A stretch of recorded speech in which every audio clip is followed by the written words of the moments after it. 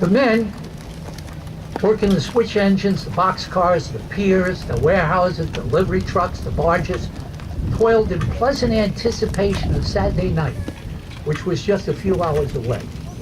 That's when many, if not most of them, would have a few drinks with their friends to help forget the week of hard labor behind them.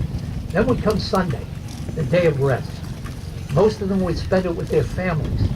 Some, of course, would drink too much on Saturday night, and Sunday would not be so pleasant for either them or their families. It was the way of the working world in those days. No munitions were to be left on Black Tom overnight, let alone over a Sunday. No one paid attention to that. The war brought more work than could be pushed out in a single day. Sometimes the loaded boxcars sat there for days, even a week. On that night, more than 2 million pounds of ordnance was sitting in about 200 boxcars, in more than a dozen warehouses, and in a flotilla of barges and lighters moored at Black Tom. Johnson lighter number 17, stuffed with munitions, had tied up at 2:30 p.m.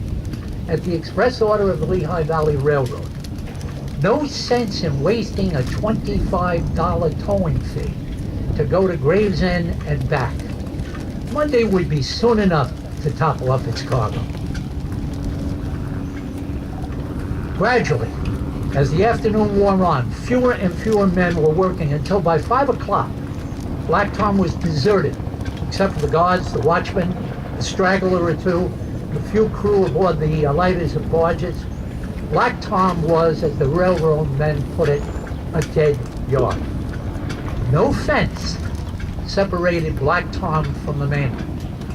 There were no street lights. Crewmen from the idle lighters and barges would pass through Black Tom on their way to nearby taverns to get a drink or maybe even a little bottle of whiskey. The guards saw some, but not others. Anyone could drift in from the land side. You might see him on the causeway, you might not. Why bother? Why bother anyhow? There wasn't much to steal here, so shadows came and went unnoticed. Security was worse on the riverside. Anyone could pull up in a small boat at a pier unnoticed. Moonlight is not all that revealing. Black Tom was defenseless.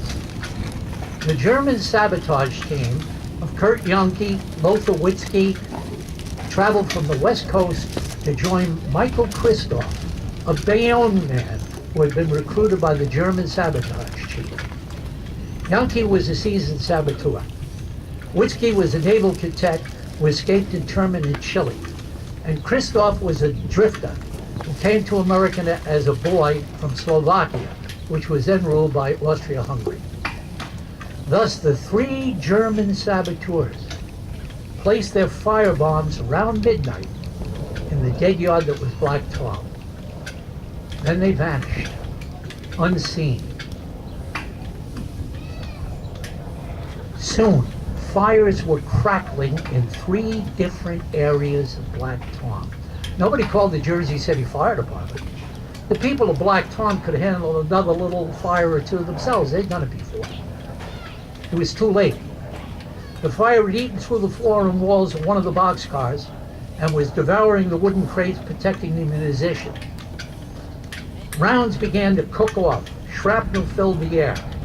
No one was fighting the fire.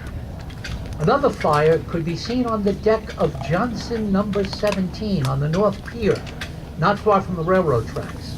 This lighter had a derrick on deck and measured 80 feet by 30 feet.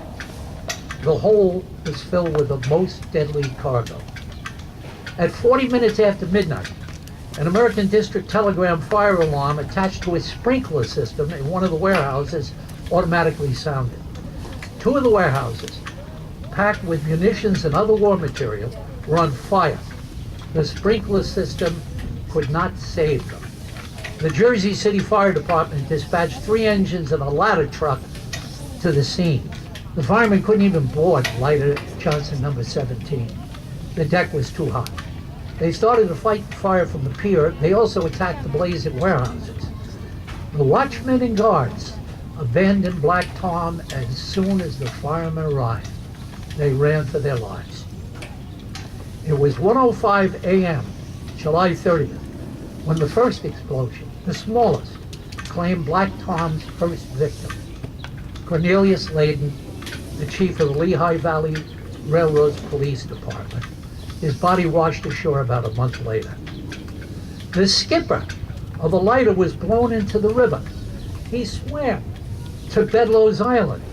Resting a while next to the Statue of Liberty, he watched the spectacular fireworks, and with shrapnel flying, he swam back and boarded his lighter. He was injured, but he survived. The shrapnel peppered the Statue of Liberty and the main hall of Ellis Island, both easily within range of exploding shot and shell, as was so lovely told. Alarm bells rang out in more firehouses in Jersey City as the fourth and fifth alarms were tapped out. The scene was absolute black chaos, but order was emerging. Switch engines were dragging off boxcars, rescue craft were pulling out barges, fire engines yoked to hydrants were pumping water to charge the firefighters' lines. The injured were being treated, and some were hauled off in ambulances, often horse-drawn. The first explosion rocked the downtown Jersey City wards. There had been an almost continuous rumbling from shells bursting, but most people awake thought it was thunder. The few that looked out the window were puzzled to see a clear sky. The fire was winning. Now several huge warehouses were aflame, defying the firemen who fought them, while their comrades poured water on the neighboring explosion. The heat was almost unbearable. Almost. It was 2:08 a.m. when another explosion as a freight car full of black powder went up, triggering a string of neighboring boxcars. Most of the men working at Black Tom were flattened by the pressure wave, which moved faster than the speed of sound. Scores were hurt, some seriously. A 28-year-old policeman, James Doherty, was mortally wounded. Hundreds of the injured were firemen, railroad men, policemen, and others trying to contain the fire and clear the yard of munitions. The massive explosion shattered thousands of plate glass windows in the financial district in Lower Manhattan, just across the river. The city that never sleeps was rudely awakened. Why don't you ever have a handheld missile when you need one? The city that sleeps was rudely awakened, panic-stricken. People poured into the streets. Thousands of onlookers thronged onto the river shores.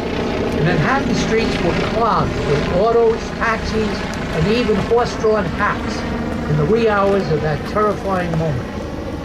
The telephone lines between Jersey City and New York City were severed. Police and fire officials in Manhattan and Brooklyn knew only what they could see across the river or across the bay. Meanwhile, their people were scrambling to answer burglar alarms, finding only shattered glass littering the sidewalks when they got there. The fire was not finished, not by a long shot. At 2:28 a.m., it finally ignited the cargo in the hold of Johnson lighter number 17. In that hold were 100,000 pounds of TNT, 3,125 cases of ammunition and explosive projectiles, and 417 cases of detonating fuels. This was the lighter that docked at Black Tom to save a $25 towing fee. Lighter number 17 was 325 feet from the pier when it blew up. The courageous skipper vanished with his vessel.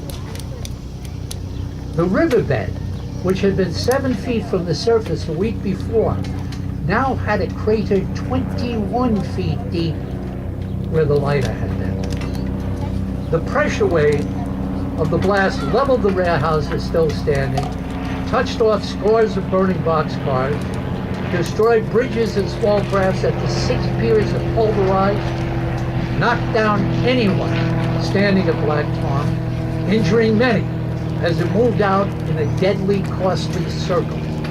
Jersey City and Manhattan were hit hard. Across the river, plate glass and thousands more windows and doors shattered. Much of the glass south of 33rd Street, Manhattan, was gone. Some was spared, as the pressure wave had followed its own peculiar path through the city, steered by the skyscrapers. In Midtown, a stained glass window in St. Patrick's Cathedral was blown out. Some windows were blown out 25 miles away. More people were hurt as the shock wave moved away from Black Tom and worse panic set in after the blast. The pressure was capricious, true caprice. It was particularly cruel on Central Avenue up in the Heights. A 10-year-old baby in bed with his mother was thrown to the unyielding floor and killed. The mother was uninjured except for a lifetime of grief. People in Maryland were startled to wait for what they thought was an earthquake. The modern experts estimate that the blast would have registered 5.5 on the Richter scale. The lighter and 87 boxcars full of dynamite and its ilk had exploded.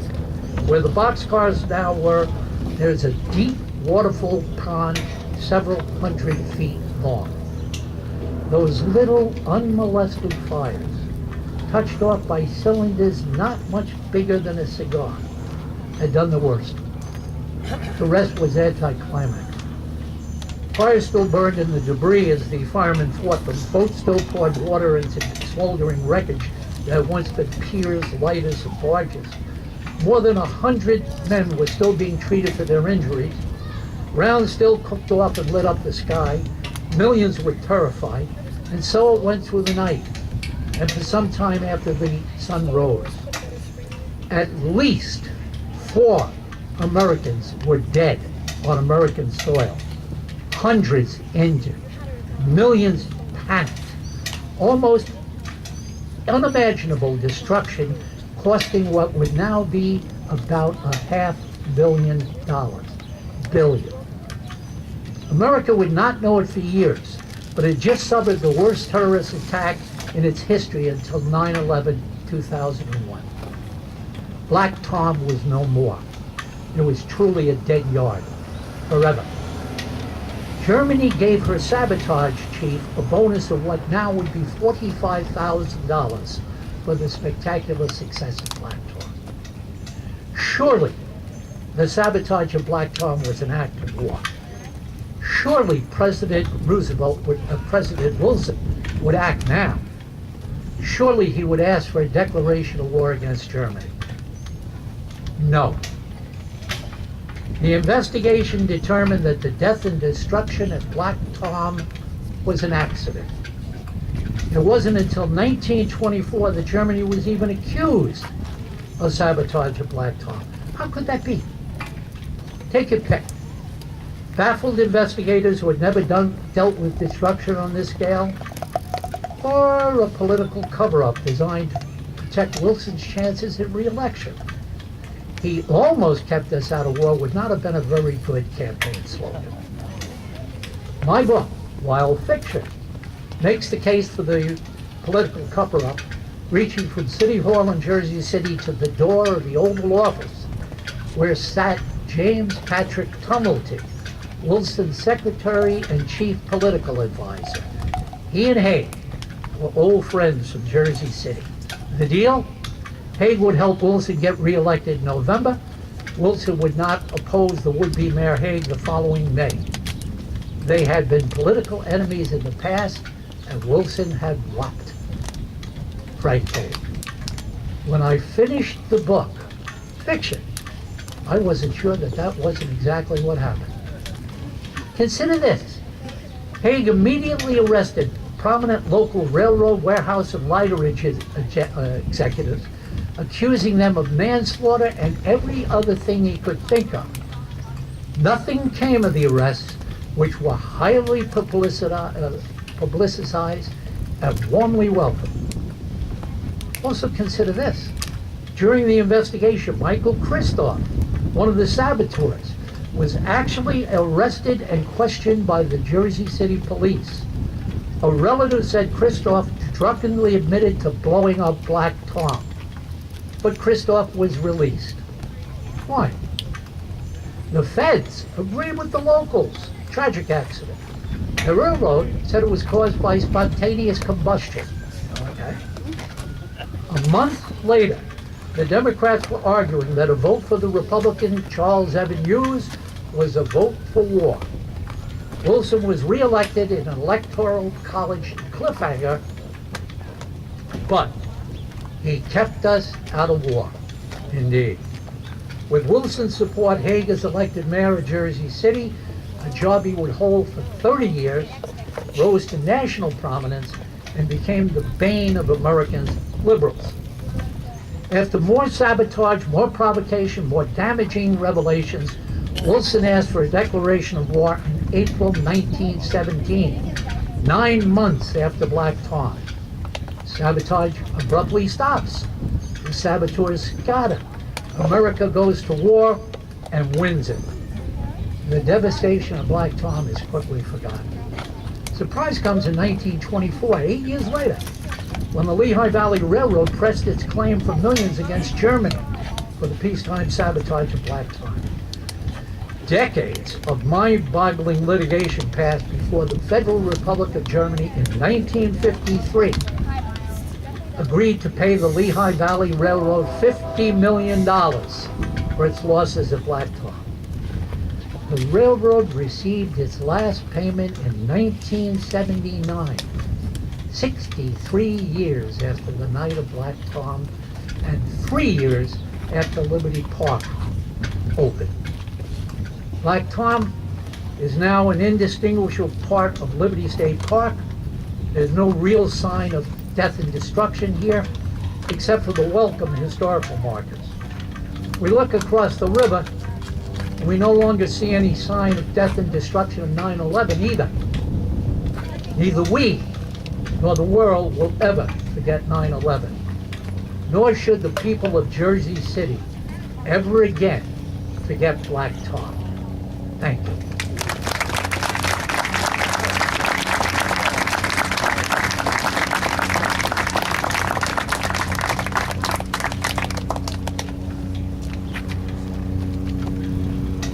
Thank you, Ron. Wonderful, wonderful way to share that story with everyone. So now I'd like to welcome Carol Dougherty Crispo, who will lead us with a reading of In Flanders Fields, a poem written by Canadian Lieutenant Colonel John McCrae during his stint in the World War I in 1915. The poem was written from the point of view of the dead and speaks of their sacrifice in commanding the living, the rest of us, to continue to press on. The poem today honors war veterans, and although the U.S. had not yet officially entered World War I, James Dougherty, Cornelius Layden, and a few others were unfortunately dragged into it nonetheless. Carol?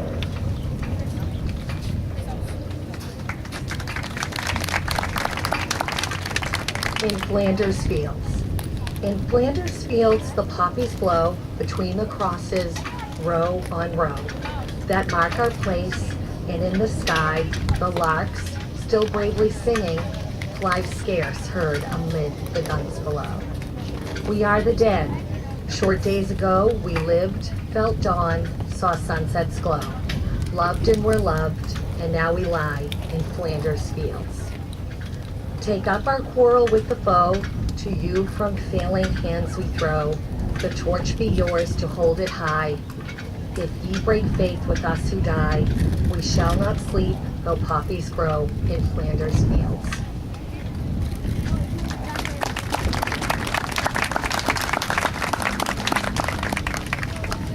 Thank you, Carol. So, as I mentioned earlier today, John and I and Cynthia and a few others, began planning for this 100th anniversary commemoration.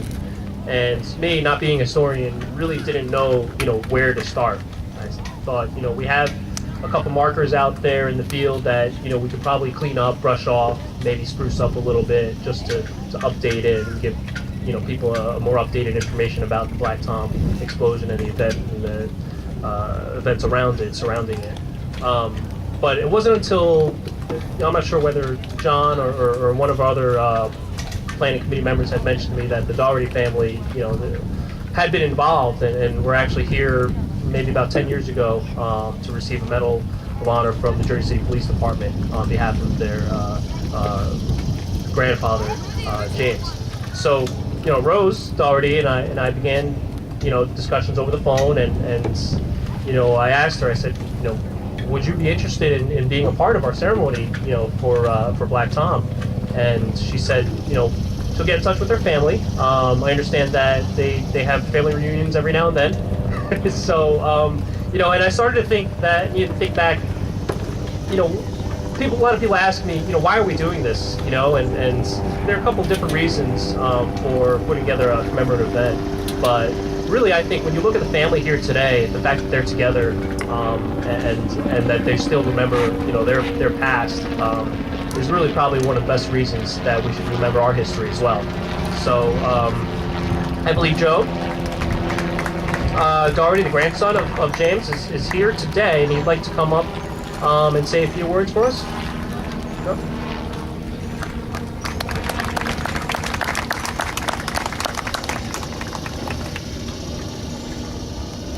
Good morning.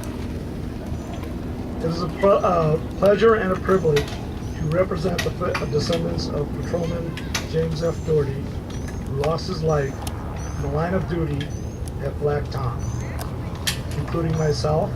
There are 4 of his grandchildren here, along with several great and great-grandchildren.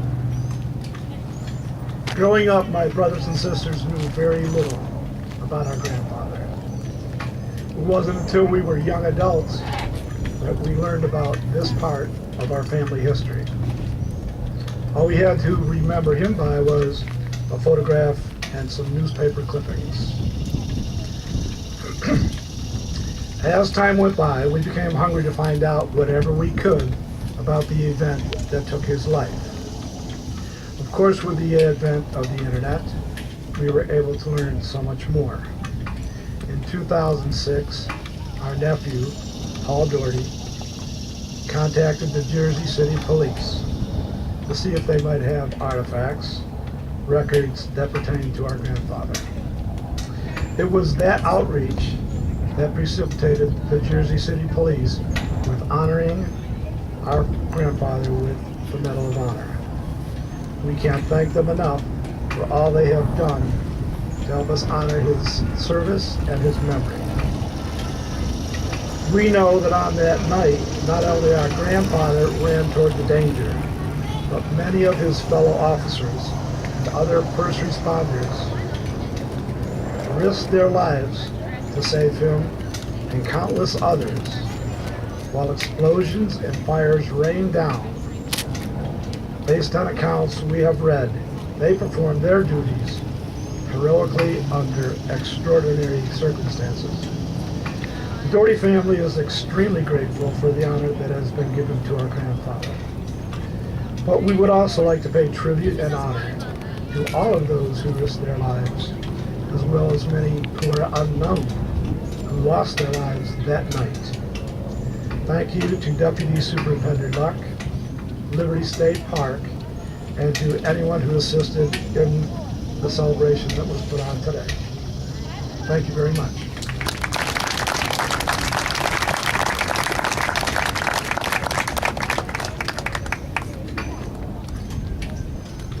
Okay, so I'd like to invite the rest of the family up to the front here. We actually have an unveiling of one of our new interpretive panels, which will hopefully tell the story, the remaining story, to the rest of the public for many, many years to come. And maybe 100 years from now, the next deputy superintendent will be doing this again with a different group of people out here. Also wanted to mention also that your grandfather, Rose, also left a 3-year-old son, obviously, and another infant daughter, Regina Doherty Moretz. And on behalf of the Friends of Liberty State Park, Sam Pessin, president of the Friends, is here, who has graciously contributed and provided us with the refreshments for this morning. We have a wreath here, and I'd also like to unveil the panel for you. So, join us.